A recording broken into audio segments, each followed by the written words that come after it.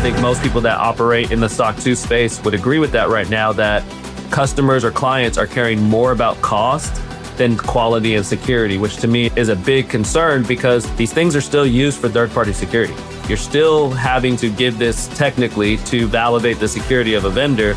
Are people actually using these reports for that matter? Probably not.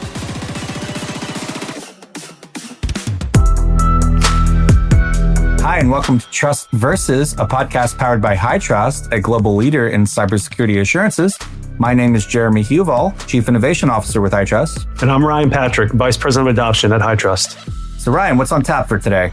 Oh, we have a conversation that I'm super excited about. I talk about it nearly every day publicly, and we have an amazing guest who has a really diverse background that will just really highlight the conversation that we're going to have today, which is about the current state of SOC 2s. For those out there listening, you may or may not have seen, there's a ton of conversation going on in the GRC community and the security community at large around the value of SOC 2 and how it's not as valuable. It's been degraded. So we are going to dissect that today, and I'm pretty excited about it. Our guest, AJ, he's pretty passionate, he's pretty vocal, but he knows his stuff. So I think people are really going to enjoy the conversation. Let's go. All right, AJ, you've had a unique journey coming from military service, which I can appreciate, to founding BiteCheck and kind of where you're at today, an author, a debonair man in the world of GRC engineering. How did you get to where you are today? What was your journey like? I got really lucky and was fortunate to work with some really great people. And then also a lot of curiosity. When I first left the Army, I joined a company called Coalfire, joined their SOC 2 practice where there's about 9 of us. And over those 3 years, we grew from 9 to well over 150 people doing SOC 2, ISO, HITRUST, HIPAA, everything under the umbrella. And that just allowed me to grow. And I was really curious and interested in AWS. I realized that a lot of our clients were hosted on AWS, but there wasn't a ton of AWS expertise within the team. So I saw that as an opportunity. It was like, all right, let me go. That led me to start a company, went on a hell of a journey with that company, was able to scale it up, ended up as a partner at a top 20 CPA firm after a little acqui-hire. And now I'm a director of GRC engineering over at a company called Acquia, to the government contracting professional services cybersecurity compliance firm, where I get to do what I kind of call it my day job, my dream job, which is everything that I've always wanted to do, bringing the two aspects together, the GRC world. We wanted to talk about the current state of SOC 2s, kind of where the market is at, how they're still being utilized. I mean, they're still king at this point from a third-party risk management perspective. But drawing on your experience at Coalfire and BiteCheck, where was SOC 2 versus where you kind of see it today? Yeah, SOC 2 has been on an interesting journey because about 8 years ago or so, SOC 2 was really, I think, taken seriously in the market from a security perspective. People would get a SOC 2 and it would be a big moment. Like, hey, we did this. We've established some security practices. And then it slowly became this thing that was a baseline requirement to do business with anyone. And I think with a lot of the innovation that's happening, I started a platform in this space. There's the Vantas, Dradas, et cetera, of this world that have started companies that have grown to well over $1 billion. The innovation has sparked a lot of opportunists, I would say, that are seeing an opportunity to make some money without the true value that I think SOC 2 is intended for. So now it's really become a marketing and sales tool. It's become way less about security and more about, okay, I have this badge that I can ultimately go out and close a deal. And I think one of the challenges that has occurred, if you think about 8 years ago, there was a ton of talk around SOC 2 why the AICPA was involved. And you have all of this oversight and ethics, X, Y, and Z. And then you also have peer reviews and all these things that make it to where okay, this is legit. But nowadays you kind of look and say okay, is that really true? And I think the challenge that you see out there is that there can be a wide range of a SOC 2 report. You could literally have the same company both go through a SOC 2 Type 2 with the security trust services category, one done by mom and pop firm, one done by another firm. And it would literally look like a completely different audit, completely different report. And that wide range of flexibility has turned this market into really a race to the bottom. I think most people that operate in the SOC 2 space would agree with that right now, that customers or clients are caring more about cost than quality and security, which to me is a big concern because these things are still used for third-party security. You're still having to give this technically to validate the security of a vendor. Are people actually using these reports for that matter? Probably not. But ultimately, there's a big weakness in the market or in our security ecosystem because the single report that's kind of become the de facto standard here for third-party risk is not going deep enough. You mentioned some of the race to the bottom, but you also mentioned when you were standing up by check and before that, SOC 2 was like something you worked towards achieving. One of your comments kind of jumped out at me. It made me wonder if the catalyst, is it a market dynamic where it was a desperate need to have security regardless of your maturity that kind of drove this need for SOC 2 to be at a cheaper price, right? If you think about your 4-person startup that only had 200,000 in revenue, before you wouldn't have had to spend that money, but because the threat landscape has become so pervasive and organizations, TPRM programs are now just clamoring for something. And that is what drove the need for lower cost options.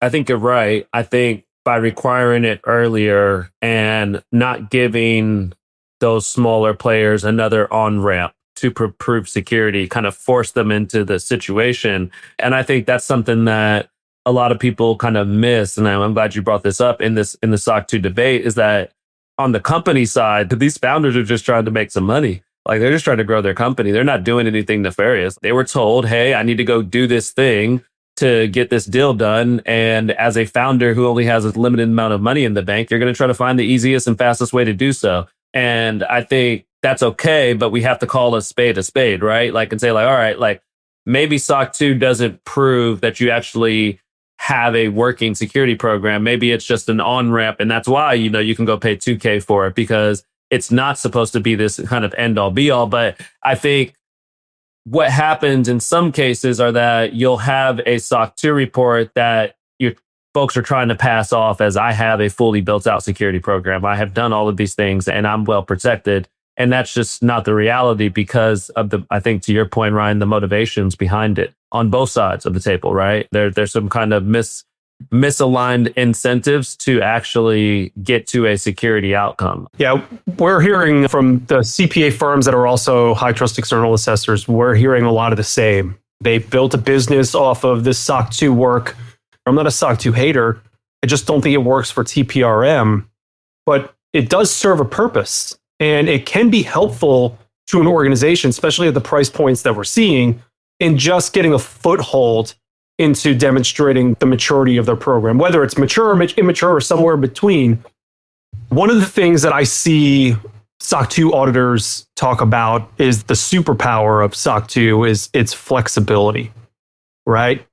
It can be crafted, molded to fit an organization's current program. And I would agree as an internal management tool that there's probably some merit to that, right? But it falls down for me in a TPRM context because flexibility and getting to select your own controls, it may not be the right controls. It may not be the controls that matter. And I actually see the flexibility of SOC 2 in the TPRM context as its biggest weakness. And I don't think people are recognizing that. They're themselves in the seat of a TPRM manager or TPRM analyst who now has to decipher several hundred different versions of a SOC 2 report, just trying to figure out if the controls that matter to them were in the assessment, were tested, and are matured to a certain extent. I'm curious your thoughts on whether flexibility is a strength, a weakness, or kind of a both. I used to say that was the biggest strength of SOC 2. And I was speaking from a place of how I was using the flexibility while I was at Coalfire to encourage clients to have stronger security controls in their report that were more descriptive, more detailed. But that flexibility has been used as a weapon now to go away from its entire. So I think it now is its greatest weakness. The flexibility has went from let's have this a flexible framework that allows, which I think is right about security. Like good security requires context. You can't just apply any tool to any environment. Like you got to know the environment. You got to understand the environment. And I was like, okay, well, like finally a framework that lets me understand the environment. But that's not how it's being used. And I think that the challenge there with these systems that we have in place today, with how fast technology has moved, with this API economy that we have, with ephemeral instances in the cloud where things are spun up and tore down.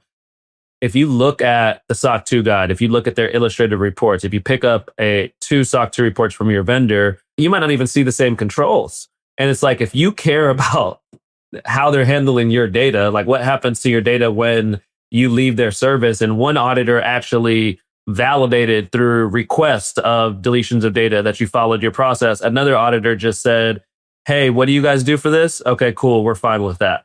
You can't rely on those. And then the other aspect that you're saying, Ryan, that I think is so true, which is like the loudest secret is like, because of this flexibility, because of the wide range of what to expect in their 100+ page reports, nobody's reading them.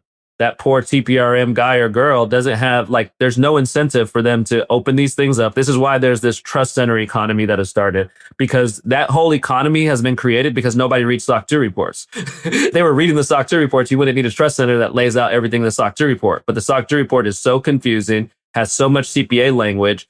And then when you finally get to the details you care about, you flip to CC 6.6 and you're like, this company's hosted on AWS. I should definitely see a security group control. And it says, firewalls are used to protect. You're like, what happened? It took me 30 minutes to find the control I was looking for. And they're talking about firewalls from 1999. And it's like, all right, well, like, now what do? Do I go create more work for myself? Or do I just check the box and say that they have a SOC 2 and move on to my other 30 vendor reports that I have to review? Yeah, I know the AICPA has specific auditing guidance and stuff like that, but it's not prescriptive enough. And there's not really a feedback loop to the audit firms themselves on whether they're doing a quality audit, right? The testing methods and the testing parameters are made up by the auditor. Nobody is telling them, hey, you need to be sampling in this manner. This is the smallest sample size you should take based on the total population, so on and so forth. So they may do a sample of one because they needed the SOC 2 to be done in a week. You would probably know best, like that should take weeks, if not months of testing to write a quality SOC 2. That's such a good point. Real quick, I want to double click on that, Ryan, because I don't think a lot of people know this, where in SOC 2s, in a SOC 2 type 1, you don't have testing procedures, but SOC 2 type 2s, which are like the gold standards, in section 4, you flip. That's the table that everybody flips to. First column, you're going to have your criteria. That's the SOC 2 criteria that the SOC 2 AICPA lays out. They'll all have that. It'll say the entity does X, Y, and Z. The next column is going to be the service control, organization's controls. This is where the company can pick their controls, or the auditor helps them get their controls. And then the next column lays out the auditor's testing procedures. I tell people, like, if you ever want to know if this is a quality audit, forget the results of the test, because I don't care about the results of the test. I want to know what the test was. And to your point, Ryan, like, you'll see some wild things in that column. Like, what do you mean you decided that their incident response program was good by just reading the policy? You didn't validate if there were incidents? So I think such a good point that people, I don't know if people know that, but like in the SOC 2 type 2, you can actually see the testing procedures. So like as a former assessor, was doing sample sizes, and I remember going in early to a client and we're explaining to them what our sample methodology is. We're like, hey, this is what we're going to do. You guys have 1,000 populations. We're going to sample 25%. And you can see their faces. They're like, what? No, last year we did 10% only. And that's what you guys need to do this year. And I was just like sitting there fresh out of the army. So confused that a standard is not a standard, and we changed. And I'm just like, well, that doesn't make sense. Like, we should be able to have similar how we're going to sample things, and it's standard across the board. I shouldn't be able to just decide because the client asked me to do it differently. So yeah, it's a real problem out there that I don't know a lot of people understand. It's another one of those things, like you mentioned it with the flexibility, but again, like this is another part that I think people will look at us and our content and say we're SOC 2 haters. Just like, no, we're coming from a knowledgeable place. And we're saying like, hey, here's like legit, like you can go see the testing procedures. We're not like, go read a SOC 2 report and look at those testing procedures. You can see the quality of what they actually check. One of the things that always gets me, it's been a number of years since I've done a SOC 2, but sitting around the bar, sipping a drink with other auditors, assessors who do SOC 2s and read them, there's this question that always comes up is like, have you ever seen a SOC 2 that you have no idea how it got issued? Like, how did it get through all the quality gates? And every time people do what AJ, what you're doing now is nodding and smiling real big, thinking about that 1 or 2 or 10 reports that they've seen there. How did this possibly, this isn't worth the paper it got issued on, right? It's one of those things where not every SOC 2 is bad, but there are bad SOC 2s. And if they're all being used for the same purpose and supposed to be all kind of treated as equally, that's where like a lot of people tell me like, oh, well, you're just talking about one bad auditor. Okay, but like if I'm a vendor and I have 10 vendors that I'm using 10 SOC 2 reports for, all for the same exact outcome, and they're 10 different ones, something's wrong here. It's crazy. I try to be sensitive to the plight of a TPRM analyst and a TPRM manager that they're just completely under-resourced and overwhelmed in what they're trying to accomplish. So they're doing the bare minimum, right? They're using false motivation, as you can relate to from the military, just to get through the day because it's a never-ending cycle. So I saw on LinkedIn recently a post by an auditor that basically said, it's not SOC 2 as a framework that's a problem. It's the auditors that are a problem. And I stared at this post for, I don't know, like 30 minutes. And I was like, why are we not dissecting this at a more granular level? The fact that SOC 2, the AICPA allows that flexibility, creates variance, and allows the auditors to operate in that manner. That's a framework issue. So I ended up figuring out a way to comment without ruffling any feathers, but it kind of floors me that we're not being honest about SOC 2s. I don't think we can only say the auditors when here's the challenges with the framework. Like you can't just say it's their fault when there's no incentives from any side to do a better job. Like it's the framework has to be the one that makes the change. And I think some of that is like, it's selfish. It's like, they're trying to preserve their own revenue streams, X, Y, and Z. So like, I think there's some selfish motivations to say, oh, the flexibility is this, or it's not all auditors. Some of us are, or it's not the framework. It's just the auditors. To me, you can't even look at this objectively without looking at the framework. The SOC 2 guide that we all go off of was last updated in 2018. The fundamental problem with that perspective is that if the assurance machine allows such variation in output, depending on the assessor who does it, then the assurance machine is flawed, right?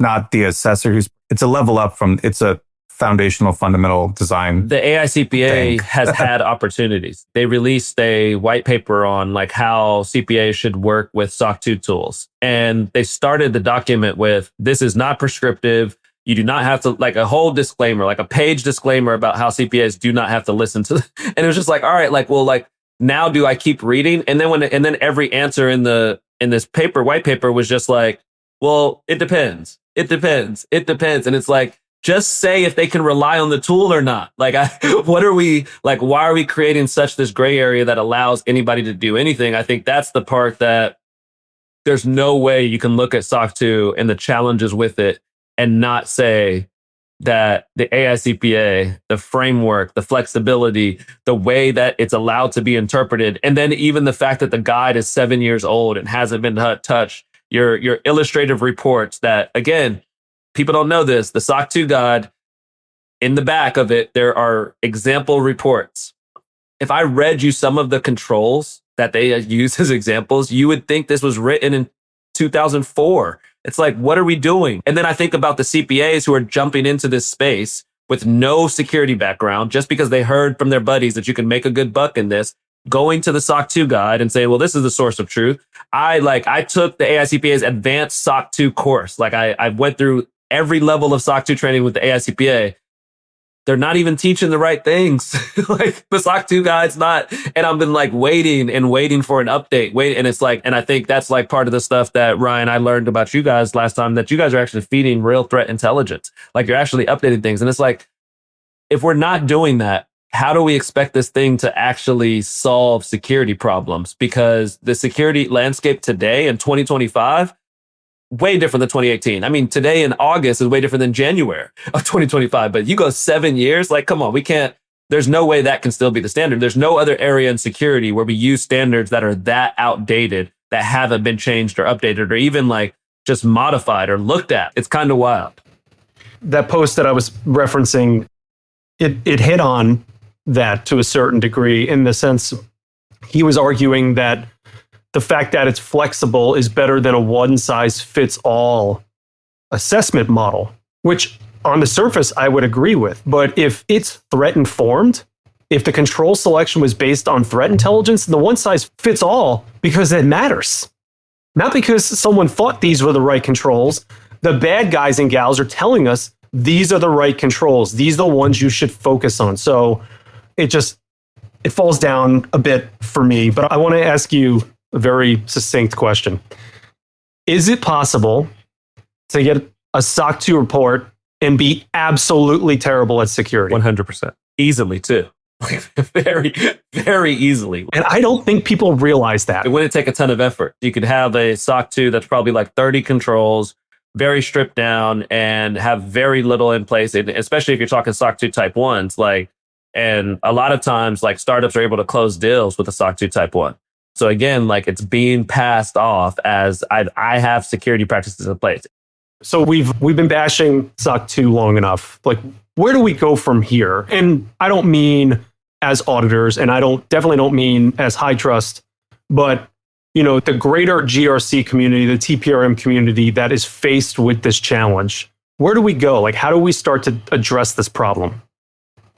The first chapter of my book is first principles thinking for GRC engineering, but I think we need to have a first principles approach to TPRM, to third-party security as a whole, and not just say okay, I've done this, or it's written in this contract, so I must keep doing this. It's taking a step back and saying all right, what are we actually trying to accomplish? We want to make sure that our third-party security ecosystem is secure, that we're not introducing new vulnerabilities into our attack boundary or attack surface. And then I think from there, it's what matters from a security perspective? You're going to want, it's like going to the doctor. Do I want to go to the doctor who's going to always tell me everything's okay? Or do I want to go to the doctor who's actually going to take a look and find some things and maybe help me prevent some things in the future? It's a shared responsibility. We need auditors to invest in their technical education. We need assessors to get more technical. We need assessors to not think that I don't want an auditor to be able to win a deal based off of their technical expertise. Everybody should have that. We should have people, whether that's you level up your current auditors or you hire GRC engineers to be cross-functional teams with your auditors. You need to get somebody in there that can understand the systems that you're evaluating. On the flip side, companies need to ask better questions of their assessors, of their vendors. We need to care more. And I get it. It's a tough thing to do. You got a lot of responsibilities, and it is a transaction when you're working with an assessor. There's a business deal there. You are paying them money. And from a business perspective, you're going to want to get the most value out of the money you're spending. But I think we have to ask better questions. We have to ask our assessors, what makes you qualified to assess my environment? What makes you qualified to do a HITRUST? What makes you qualified to do a SOC 2? Did you have to go through anything to do that? Do you have to go through anything to maintain your ability to do that? Have you evaluated people that are hosted on AWS and completely serverless and X, Y, and Z?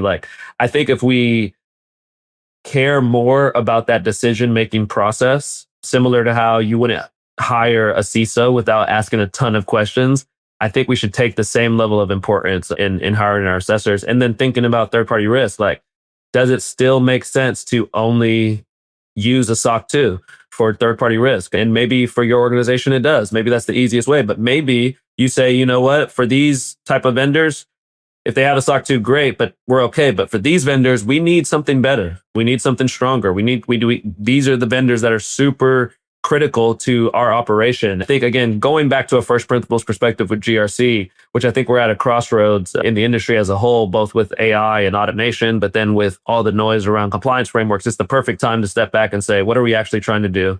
Why are we trying to do that? And is the way we've always done it the right way? And I think it's fair for us to just take a step back and change it, right? And then that's, if you think about security, the way that we did identity and access management 10 years ago is not the same way we do it today. The way we manage our networks, the way we manage our data is not the same way. So why are we still doing the same thing for third-party security that we were doing when I started my career at Coalfire 8 years ago, right?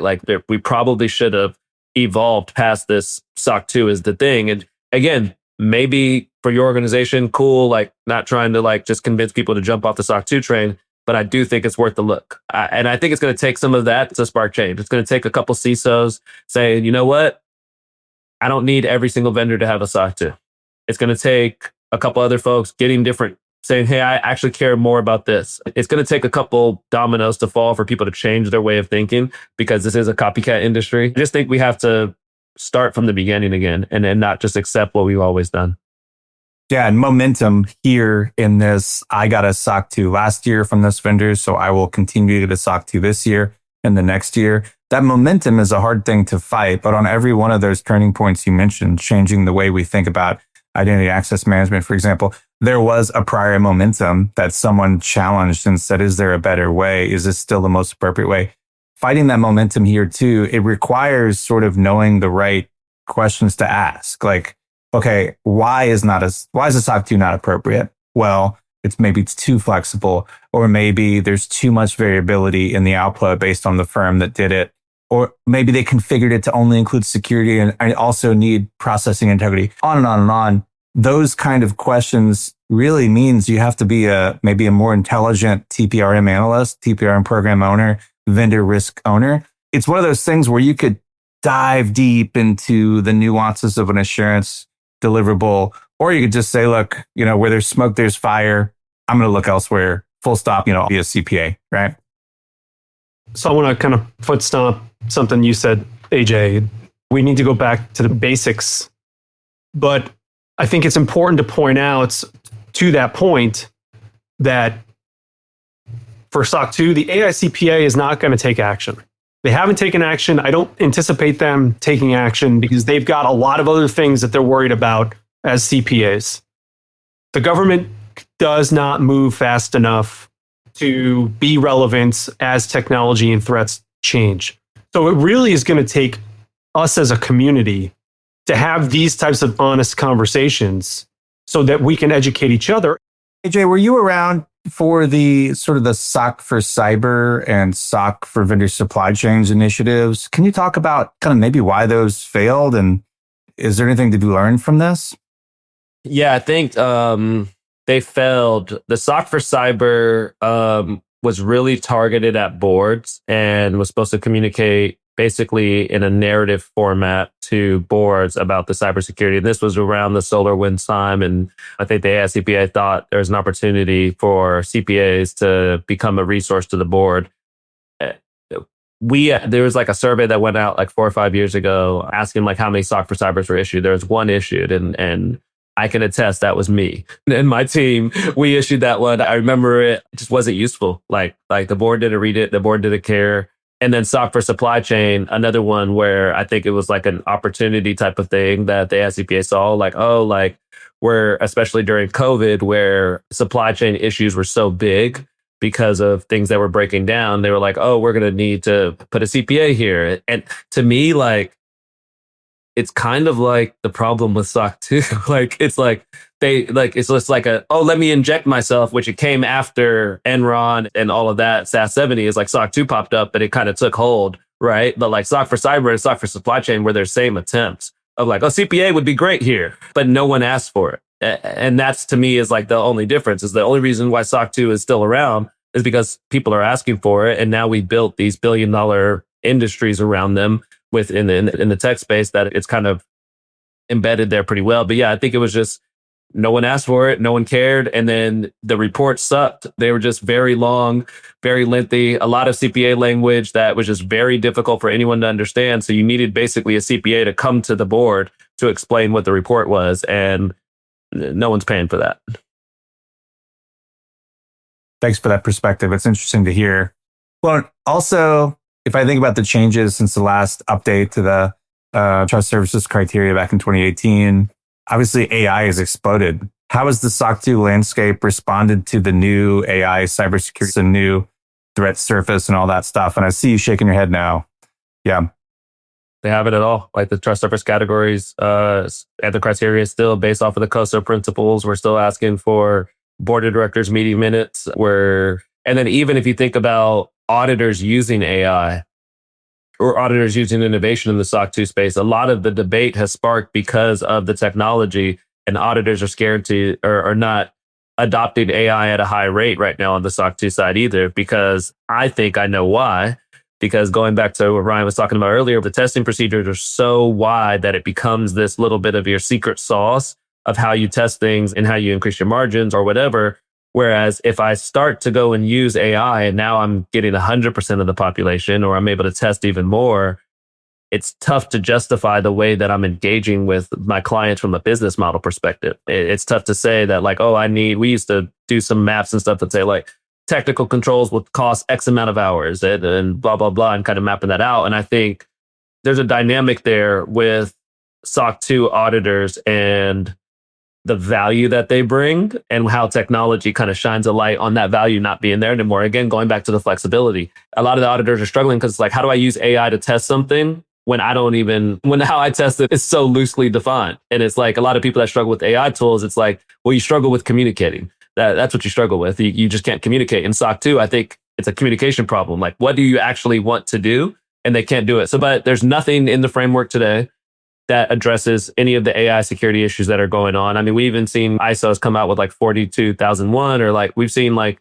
you guys are updating your HITRUST updating stuff as well. But like, no, there's nothing. It's 2018 was the last update. And again, the AICPA has been silent. Like last time that the SOC 2 guide was updated, the criteria was updated, there was a working group about a year and some change before it came out of CPAs working on it. I don't know of the working group that's going on right now working on an update to the SOC 2 guide.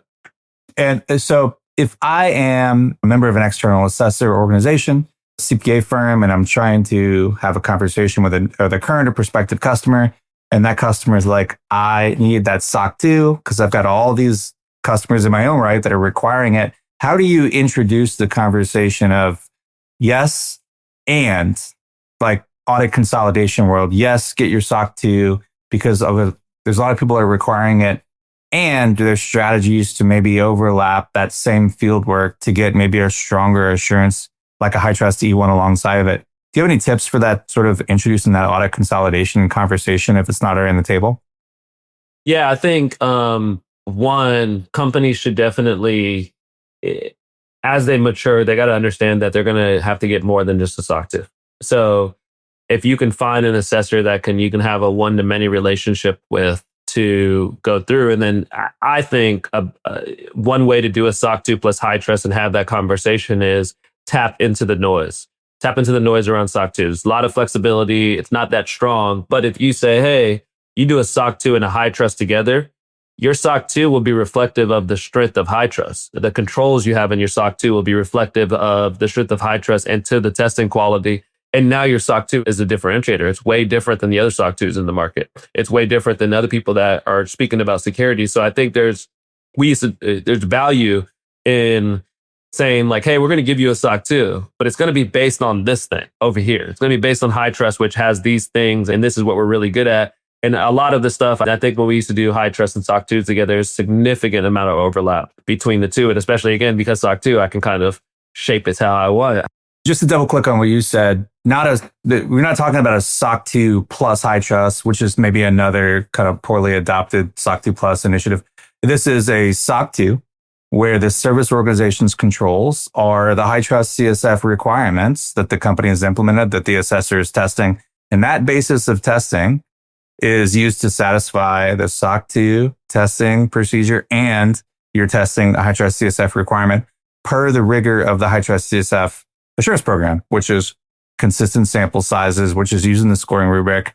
And that is sort of one mechanism, maybe a magic tool in your toolbox to consolidate work, consolidate documentation request lists, same walkthroughs, and you do the two together where it's not 100% of effort on top of another 100% effort. It's maybe 140% effort and you get two deliverables, right?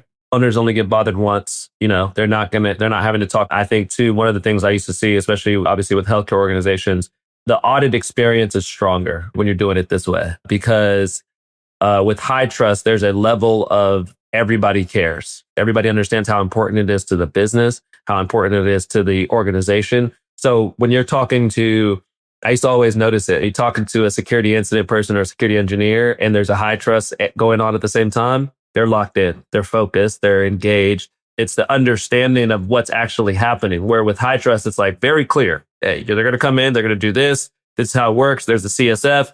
like we can all speak a similar language. So I think there's a level of stability there too that I always, as an assessor, enjoyed being in those engagements where we were doing multiple, because just the quality of the engagement was much higher because people cared more. I mean, if I was a company and I'm growing, even if I'm just tangibly getting started in the healthcare industry, but I know I'm maturing as an organization and I have the budgets and I'm doing more than one framework, I don't see why you wouldn't take a framework like HITRUST and then like get your SOC 2 still, like you're saying, Jeremy, like still get your SOC 2 out of it, but like actually go and validate a strong security program with the framework like HITRUST that then you can leverage that HITRUST for so many other avenues. So many other doors can open up. AJ, obviously, thanks so much for coming on. I always enjoy talking to you, but now's your chance to give us a shameless plug on GRC engineering for AWS. Where can people get it? Where can they find you so you can sign it?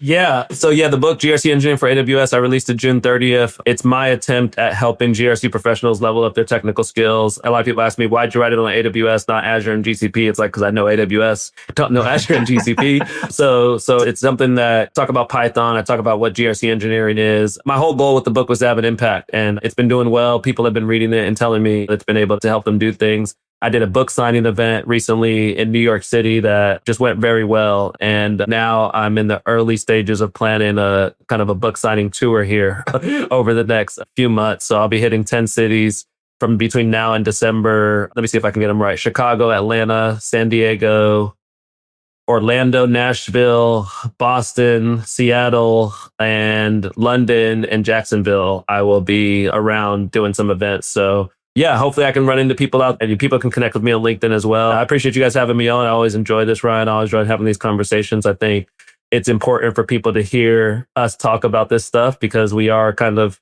getting the reputation as SOC 2 haters or people talking down on stuff on LinkedIn. But it's like we're coming from a place of care. We're coming from a place of wanting the TPRM industry just to be stronger and better because it's important. And I think hopefully when people hear us, they hear a little bit more beyond what they read on LinkedIn. So thank you guys for having me on.